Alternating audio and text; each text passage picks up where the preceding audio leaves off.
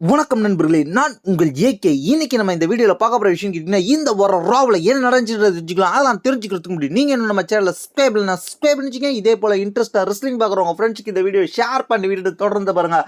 First ரா ஆரம்பிக்கிறதுக்கு முன்னாடி back ஸ்டேஜில் கந்தர் வந்தார். அதுக்கப்புறம் லீவ் மோர்கனை இன்டர்வியூ எடுக்கிறன்ற மாதிரி காமிப்பாங்க. அதுக்கப்புறம் யூசர்ஸ் வந்து ஆடியன்ஸ் சைட்லேருந்து என்ட்ரன்ஸ் கொடுக்குறாங்க. அதுக்கப்புறம் என்ன நடக்குது, இங்கே ரிங் சைடுக்கு விஷன்ஸ் வராங்க. யூசர்ஸ் வந்து ஆடியன்ஸ் சைட்லேயே நிற்கிறாங்க. அதுக்கப்புறம் இங்கே விஷன்ஸ்க்கும் யூசர்ஸ்க்கும் ஒரு கான்ட்ரவர்சி போயிட்டு இருக்கு. அதுக்கப்புறம் ஆடம் பேர்ஸ் வர்றாரு. லாஸ்ட் ராவல் நடந்ததை பத்தி பேசுறாங்க. அஸ்டின் தெரி நான் தான் ஜெயிச்சிருக்க வேண்டியது, எல்லை நைட் தோத்திருக்க வேண்டியது, என்ன ஒரு ஆள் அட்டாக் பண்ணிட்டாங்க, அதெல்லாம் கிடையாது, நான் தான் எலிமினேஷன் சேம்பர்ல போவோம் அப்படின்ற மாதிரி பேசிக்கிட்டு இருப்பார் அஸ்டின் தெரி. இதை கேட்டோன்னே எல்லை நைட் வருவார். எல்லை நைட் வந்து அவரு வந்து கான்ட்ரவர்சியை உருவாக்கி அவர் என்ன பண்ணுவாருன்னு கேட்டீங்கன்னா, நானும் யூஸும் இப்போ உங்க கூட சண்டைக்கு போறோம்டா, உங்க கூட வந்து மேட்ச் வச்சு இப்போ நாங்கள் வந்து அதை நிரூபிக்கிறோம் அப்படின்ற மாதிரி சொல்லுவாங்க. உடனே ஆடம் பேர்ஸும் அந்த மேட்சை கன்ஃபார்ம் பண்ணுவார். அங்கே ஒரு 6 man tag team மேட்சஸ் கன்ஃபார்ம் ஆகும். Users and LA knight versus அதுக்கப்புறம் விஷன்ஸ் ஒட்டுமொத்தமாக டீமே விளையாடுவாங்க. இந்த மேட்சை பொறுத்த வரைக்கும் ஒரு நல்ல மேட்சாக இருந்துச்சு. ஆரம்பமே வந்து தரமான ராவா கொடுக்கணுன்றதுக்காக ஒரு நல்ல மேட்ச் ட்ரை பண்ணாங்க. இந்த மேட்ச்சில் என்ன நடந்துச்சுன்னு கேட்டிங்கன்னா, இந்த மேட்ச்சில் வந்து டாமினேட் பண்ணது யாருன்னு கேட்டிங்கன்னா விஷனில் வந்து பிரிசன் ரைடு வந்து பயங்கரமாக டாமினேட் பண்ணியிருப்பார். டாமினேட் பண்ணி இந்த இடத்துல வந்து என்ன நடந்துருச்சுன்னு கேட்டிங்கன்னா, யூசர்ஸை வச்சு முடிச்சு இந்த இடத்துல வின் பண்ணிடுவார். இந்த மேட்ச் ராவில் ஆரம்பத்தில் ஒரு நல்ல மேட்சாக இருந்துச்சு. இந்த மேட்ச் முடிச்சதுக்கப்புறம் மீண்டும் அந்த மாஸ்க் மேன் லோகன் பாலை இந்த வாட்டி அட்டாக் பண்ணிட்டு ஆடியன்ஸ் சைடோட ஓடி போயிடுவார். அதுக்கப்புறம் வந்து ஒரு பெரிய பார்சல் வந்திருக்கும். இந்த பார்சலை ஓப்பன் பண்ணக்கூடாதுன்னு சொல்லி ஆடம் பேர்ஸுக்கு வந்திருக்கும். அதுக்கப்புறம் பேக் சைடில் என்ன நடக்கும்னு கேட்டிங்கன்னா, எல் கிராண்டினோ டீம் வந்து இவர்கிட்ட ஆடம் பேர்ஸ்கிட்ட பேசுவாங்க. அடுத்து அவருக்கு என்ன மேட்ச் இருக்குன்றதுக்காக அந்த மேட்ச் அடுத்து என்ன பண்ணணும் அப்படின்ற மாதிரி கேட்பாங்க. அவர் வந்து அந்த இடத்துல வந்து ஒரு மேட்சை வந்து கன்ஃபார்ம் பண்ணுவார். அதுக்கப்புறம் வந்து இங்கே அமெரிக்கனோ என்ன பண்ணுவார்னு கேட்டிங்கன்னா, அவர் வந்து டாப் ஆஃப் த கேரியரில் வந்து நின்றுக்கிட்டு இன்டர்வியூ கொடுப்பாரு. அவர் வந்து ஒரு வார்னிங் கொடுக்குற மாதிரி பேசிக்கிட்டு இருப்பாரு. அதுக்கப்புறம் என்ன நடக்கும், women's elimination chamber qualification match நடக்கும். ஆஸ்கா வர்சஸ் அதுக்கப்புறம் நெட்டாலியா, அதுக்கப்புறம் பெய்லி, இவங்களுக்குள்ள ஒரு ட்ரிபிள் த்ரெட் மேட்ச் நடக்கும். இந்த மேட்சை பொறுத்த வரைக்கும் நெட்டாலியா ஒரு டாமினேட் பண்ணுற தோனியில் காமிப்பாங்க. அதுக்கப்புறம் இருந்தாலும் இந்த மேட்ச்சில் வந்து என்ன நடக்கும்னு கேட்டிங்கன்னா, ஆஸ்கா சப்மிஷன் மூவ் பெய்லிக்கு போட இந்த மேட்ச்சில் வந்து பெய்லி டேப் அவுட் பண்ணது மூலயமா ஆஸ்கா எலிமினேஷன் சேம்பர் குவாலிஃபிகேஷன் மேட்ச்சில் போயிடுவாங்க. அது செலக்ட் ஆகிடுவாங்க. அதுக்கப்புறம் என்ன நடக்கும்னு கேட்டிங்கன்னா, நெட்டாலியாவை போட்டு மேக்ஸி ட்ரூபி வந்து தோத்து போன நெட்டாலியாவை போட்டு அடின்னு அடிப்பாங்க. அதுக்கப்புறம் பேக் ஸ்டேஜில் ஓபா ஃபெமி வந்து அடுத்து எனக்கு என்ன மேட்ச் இருக்குது, நான் என்ன பண்ணணும் அப்படின்ற மாதிரி கேட்டுக்கிட்டு இருப்பார். அந்த இடத்துல அந்த ரூசேவ் வந்து ஓபா ஃபெமியை முறைப்பார். ஓபா ஃபெமியை முறைக்கும் போது ரூசேவ் வந்து உள்ள பழைய விண்டேஜ் டிஷர்ட்டை போட்டிருப்பார். ஹாப்பி ரூசேவ் டேன்ற மாதிரி டிஷர்ட் போட்டிருப்பார். அதுக்கப்புறம் பேக் ஸ்டேஜில் லீவ் மோர்கனை இன்டர்வியூ எடுப்பாங்க. பக்கத்தில் டாமினிக் மிஸ்ட்ரி உட்காந்துருப்பார். அந்த லீவ் மோர்கனை இன்டர்வியூ எடுக்கும் போதே வந்து ஸ்டெப்னி வாங்கியர் வந்து பேச ஆரம்பிப்பாங்க. ஸ்டெப்னி வாங்கியர் இங்கிலீஷில் பேசாமல் அதாவது மெக்சிகன் லாங்குவேஜில் பேசுவாங்க. அதுக்கு டிரான்ஸ்லேட் பண்ணிக்கிட்டு இருப்பார். ஒவ்வொரு வார்த்தையும் என்ன சொல்லிக்கிட்டு இருக்காங்கன்றதை லீவ் மோர்கனுக்கு டாமினிக் மிஸ்ட்ரியோ டிரான்ஸ்லேட் பண்ணி சொல்லிக்கிட்டு இருப்பார்.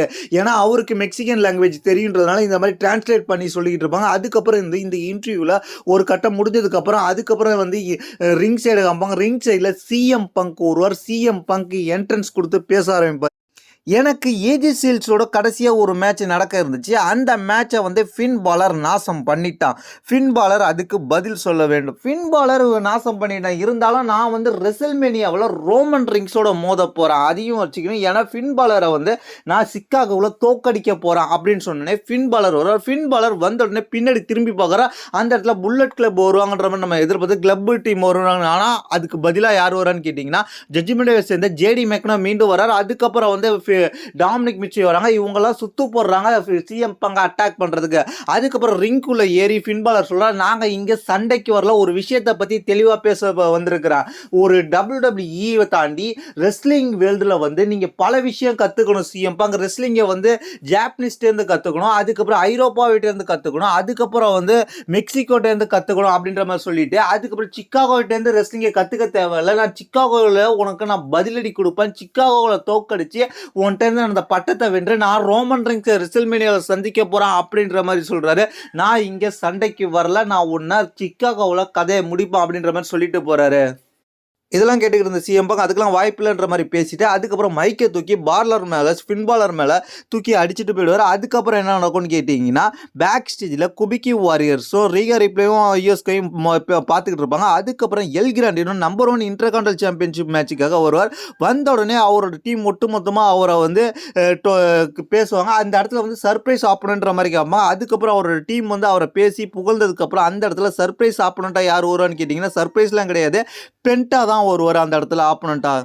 அதுக்கப்புறம் இந்த மேட்ச் கண்டினியூ ஆகும். எல் கிராண்டினோ வர்சஸ் பென்டான்ற மாதிரி மேட்ச் கண்டினியூ ஆகும். இந்த மேட்ச்சில் வந்து எல் கிராண்டினோக்கு சப்போர்ட் பண்ணி அவர் டீம் வந்து சீட் பண்ண ஆரம்பிப்பாங்க. இதை பார்த்தோன்னே எல் கிராண்டினோ ஒரிஜினல் கிராண்டினோன்ற மாதிரி கேரக்டரில் சாட் கேபிள் வருவார். அவர் வந்து இந்த இடத்துல வந்து ஹெல்ப் பண்ணுவார். பென்டாவை ஹெல்ப் பண்ணி இந்த மேட்ச்சில் வந்து வின் பண்ண வச்சுருவார். பென்டா வின் பண்ணதுக்கப்புறம் என்ன நடக்கும்னு கேட்டிங்கன்னா அந்த இடத்துல என்ன நடக்கும்னு கேட்டிங்கன்னா எல் கிராண்டினோவை அடித்து ஒரிஜினல் எல் கிராண்டினோ சாட் கேபிளாக இருக்கிற ஒரிஜினல் எல் கிராண்டினோ அடித்து எல் கிராண்டினோ ஓட விடுவார். இந்த மேட்ச் சம்பவம் நடக்கும். அதுக்கப்புறம் என்ன நடக்கும்னு கேட்டிங்கன்னா பேக் ஸ்டேஜில் ஃபின் பாலர்கிட்ட வந்து என்ன சொல்லுவார்னு கேட்டிங்கன்னா ஜேடி நான் இன்னும் வந்து ஹெல்ப் பண்ணி ஜெயிக்க வைக்கிறேன் வேர்ல்டு ஹெவிவெயிட் சாம்பியன்ஷிப் அப்படின்ற மாதிரி சொல்லுவார். ஆனால் ஃபின் பாலர் கொஞ்சம் ஆங்கிரியாக தான் இருப்பார். அதுக்கப்புறம் வந்து கோஃபி கிங்ஸ்டன் கிரேசன் வந்து பேசுவாங்க. அதுக்கப்புறம் வந்து ஏஜே லீ வருவாங்க. ஏஜே லீ வந்து எதை பற்றி பேச போகிறாங்க யாரை பற்றி பேச போகிறாங்கன்றது கிளியர் கட்டாக எல்லாருக்குமே தெரிஞ்சிருக்கும். ஏன்னா அவங்க நம்பர் 1 கண்டெண்டராக இருக்கிறாங்க. இன்டர்கான்டினென்டல் சாம்பியன்ஷிப் வச்சிருக்கோம் பிக்கி லிஞ்சுக்கு எகேன்ஸ்டா. அவங்க வந்து பிக்கி லிஞ்சுக்கு எகேன்ஸ்டாக தான் பேச ஆரம்பித்தாங்க. பேச ஆரம்பித்த கொஞ்ச நேரத்தில் பிக்கி லிஞ்சு வர ஆரம்பித்தாங்க. பிக்கி லிஞ்சுக்கும் அவங்களுக்கும் பயங்கரமான கான்ட்ரவர்சி போக ஆரம்பிச்சிச்சு. இந்த ராவில் அனல் பறக்கும் ப்ரோமோவில் உமன்ஸ் டிவிஷனில் இது ஒரு சம்பவமாக இருந்துச்சு. ரிங்குள்ள பிக்கி லிஞ்சை வர வச்சு ஏஜெலி என்ன பண்ணுறாங்கன்னு கேட்டிங்கன்னா முடிஞ்சால் என்னை தொட்டுப்பாரு, முடிஞ்சால் என்னை அடிச்சுப்பாரு, ஒன்றால் முடியாது அப்படின்ற மாதிரி சொல்கிறாங்க. ஏஜெலி கிட்ட போய் நிற்கிறாங்க. பிக்கி லிஞ்சை அடிக்க முயற்சி பண்ணுறாங்க. ஆனால் அடிக்கலை. ஆனால் என்ன சொல்கிறாங்கன்னு கேட்டிங்கன்னா உன்னோட ஹோம் டவுனில் வச்சு ஒன்றை முடிக்கிறேன் அப்படின்ற மாதிரி பிக்கி லிஞ்சு பயங்கரமான வார்னிங் கொடுக்குறாங்க ஏஜெலிக்கு. அதுக்கப்புறம் மீண்டும் அந்த மாஸ்க் மேன் அட்டாக் பண்ணதில் விஷன் டீமுக்கும் ஆடம் பேர்ஸ்க்கும் பேக் ஸ்டேஜில் கான்ட்ரவர்சி போகுது. ஆடம் பேர்ஸை பார்த்து பிரசன் ரீடு பயங்கரமாக கத்திட்டு போகிறாரு. அதுக்கப்புறம் என்ன நடக்குதுன்னு கேட்டிங்கன்னா ஒரு ப்ரொமோ காமிக்கிறாங்க. அடுத்த வாரம் ட்ரைபூட் பண்ண போகிறாங்க ஏஜே ஸ்டைல்ஸுக்கு அப்படின்ற மாதிரி காமிக்கிறாங்க. அதுக்கப்புறம் மெயின் ஈவெண்ட் மேட்சான மென்ஸ் எலிமினேஷன் சேம்பர் குவாலிஃபிகேஷனான ட்ரிபிள் த்ரெட் மேட்ச் நடக்குது. யாருக்குன்னு கேட்டிங்கன்னா டாமினிக் மிஸ்டீரியோ, அதுக்கப்புறம் கந்தர், அதுக்கப்புறம் வந்து ஜிவான் எவன்ஸ் இவங்களுக்குள்ள ஒரு மேட்ச் நடக்குது. இந்த மேட்சை முழுக்க டாமினேட் பண்ணி அட்டாக் பண்ணுறது யாருன்னு கேட்டிங்கன்னா கந்தர் இந்த மேட்சை பயங்கரமாக டாமினேட் பண்ணிக்கிறது. ஒரு கட்டத்தில் கந்தர் வந்து இந்த மேட்ச்சில் வந்து அதாவது ரிங் பெல் அடிக்கிற வந்து சுக்கியில் வந்து டாமினிக் மிஸ்டீரியோட்டேருந்து பிடிக்கி அவரை அட்டாக் பண்ண முயற்சி பண்ணுவார். அந்த இடத்துல என்ன நடக்கும்னு கேட்டிங்கன்னா டிராகன்லேயே அந்த ரிங் பெல் எடுத்துகிட்டு வந்து என்ன பண்ணுவார்னு கேட்டிங்கன்னா கந்தரை அட்டாக் பண்ணிடுவார். அதுக்கப்புறம் ரெஃப்ரி டிராகன்லியை வார்னிங் பண்ணி வெளில அனுப்பிடுவார். இதை பயன்படுத்திக்கிட்ட என்ன செய்வார்னு கேட்டிங்கன்னா டாமினிக் மிஸ்டீரியோ ஜே இவான்ஸை போட்டு முடிச்சிடலான்னு பார்ப்பார். ஆனால் அவர் எஸ்கேப் ஆகி அவர் தன்னோட ஃபினிஷரை போட்டு முடித்து இந்த இடத்துல குவாலிஃபிகேஷன் ஆயிடுவாங்க. ஜே இவான்ஸை பொறுத்த வரைக்கும் எதுக்காக குவாலிஃபிகேஷன் பண்ண வச்சுருக்கீங்கன்னா ஸ்டண்ட் பண்ணுற ரெஸ்லர் மென்ஸ் மணி எலிமினேஷன் சேம்பருக்கு தேவை, அதுக்காக தான் குவாலிஃபிகேஷன் பண்ண வச்சுருக்கிறாங்க. இதுதான் இந்த வாரம் ராவல் நடந்துச்சு. இதை பற்றி உங்களுடைய கருத்து என்னது கீழே உள்ள கமெண்ட்ஸ் பண்ணுங்க. தேங்க்ஸ் ஃபார் வாட்சிங்.